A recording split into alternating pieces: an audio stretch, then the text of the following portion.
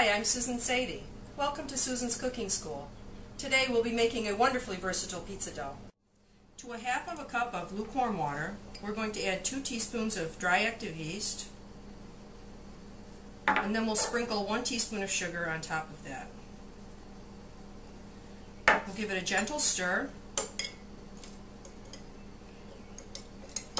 and then we'll let this sit until it is nice and foamy. Well, our yeast is ready. As you can see, it's nice and foamy, and this took about 15 minutes. So now we're going to prepare our dough. We have here 1.5 pounds of high protein bread flour. I'm using King Arthur special flour.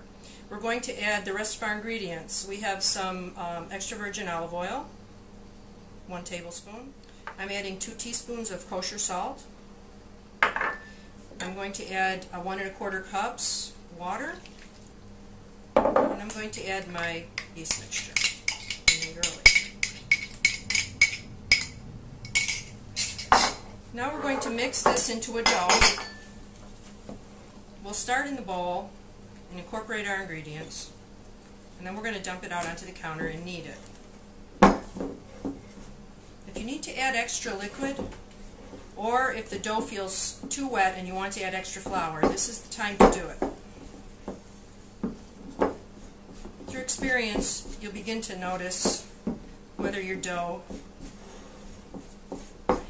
has the right proportion of ingredients.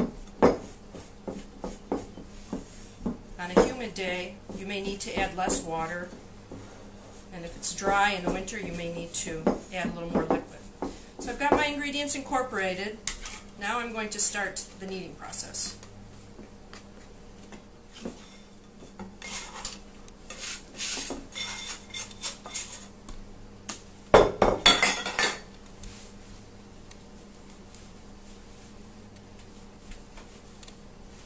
Just bring everything together and begin to knead.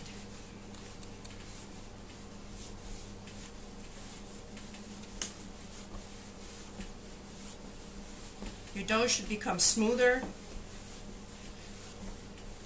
and less sticky as you continue kneading. First, I'm just going to try and incorporate all the bits of dough that came out of the bowl, and as it comes together more, I can actually start my kneading. I like to use a process that applies my whole body weight against the dough by rocking back and forth and kind of pushing and pulling the dough to me. This way it's not quite as tiring, and you can get a really strong knead, which is very important. We'll just continue this until the dough is smooth and thoroughly kneaded. There are a couple other kneading techniques that you can use, especially if your dough is a little sticky. My dough isn't sticky at all today, but one technique you can do is to pull the dough toward you and keep folding it over. And this will help if you have a particularly sticky dough. And you can keep folding the dough this way with the heel of your hand. This is a more traditional method, folding and pushing. But the dough tends to get a little tight when you do that and makes it a little difficult to continue kneading. So you can alternate back and forth between the 2 different methods of kneading. So you can see this is nice and smooth now. It's not too dry. So we're going to round the dough, and we do this by folding over, bringing the dough together and making a smooth surface along the top that's going to hold in all the carbon dioxide produced by our yeast and get nice and light. So I've rounded my dough. Now we're going to place it right back in our bowl that we mixed it in and cover it and let it sit till it's about risen double. Well, you can tell it's risen. Now, one of the ways to tell if it's risen enough is we'll just touch the dough gently and see if the indentation stays. Well, you can see that stayed pretty nice. So now this dough is ready to be divided and rounded. Put a little flour on my counter. Scoop the dough out.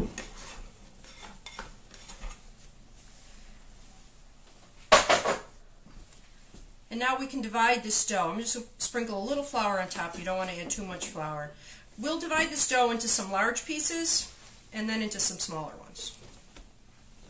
There's a couple larger ones, and now we'll do some small. These will be like individual servings pizzas.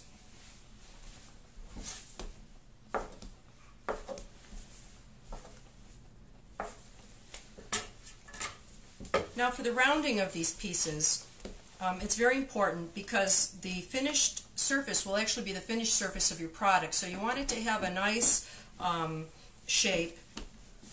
And the rounding process also pushes out the air and makes your dough nice and smooth on the top. So we have a nice smooth surface on the top, and you can see we have some little bubbles underneath, which is nice because those are going to give us a nice pizza dough when we bake it in the oven. So one piece is done. There's different methods of doing it. The bigger pieces we're going to do a little different than the smaller ones. This piece is also done. These will make a much bigger one, obviously. Now the smaller pieces we can round in the palm of our hand. Now as you do this, you can see I'm pushing the dough around so that the top, I'm not flattening out, and I keep bringing the dough around to the center and making it round. This is one way of doing it. Now I'm going to do one in one hand like this, where I keep pushing the dough in with my fingers and I'm really pulling it down as I round this dough. And then I'm just going to pinch the bottom, and that's ready. And then when you get more advanced, you can do two at the same time.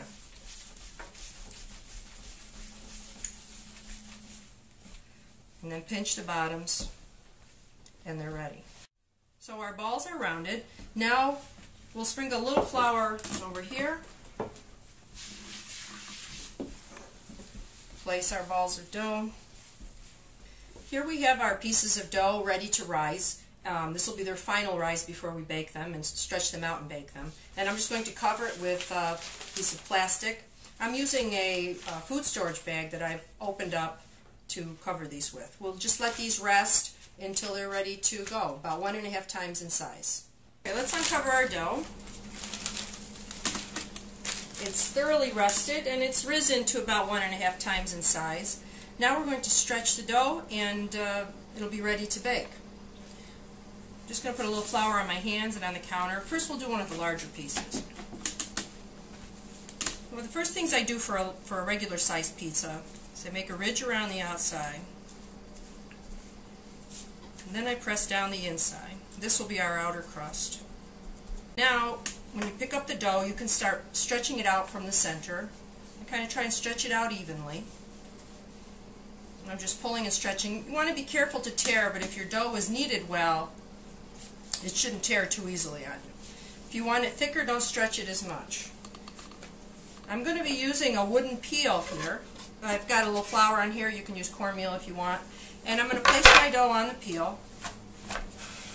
If your piece of dough is bigger than your peel, it's a little difficult to get it off onto the stone in the oven.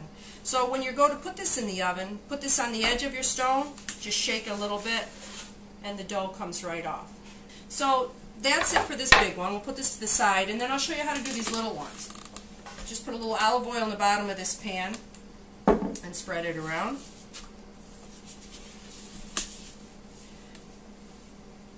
Now I just can stretch this right in my hand because these are very small and very easy. I like to leave a little bit raised edge on the outside so that you get a nice full crust. And then just lay them right down. I'll do another one. Just stretch it from the middle out and place it on here. These don't have to be risen again. You can if you're not ready to bake them. And you can put fillings on here or cheese, however you want to do it, and these are ready to bake. They can also be baked in a 400-degree oven. And that's it.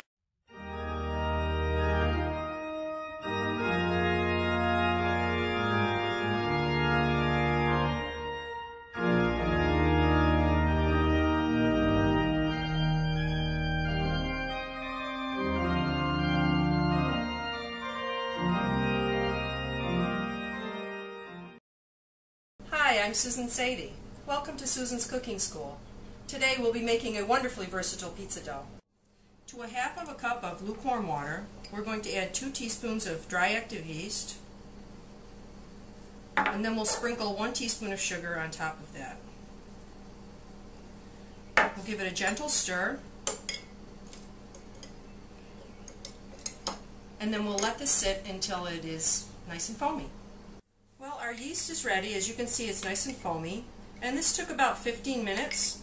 So now we're going to prepare our dough. We have here 1.5 pounds of high protein bread flour. I'm using King Arthur Special Flour. We're going to add the rest of our ingredients. We have some extra virgin olive oil, 1 tablespoon. I'm adding 2 teaspoons of kosher salt. I'm going to add 1 1/4 cups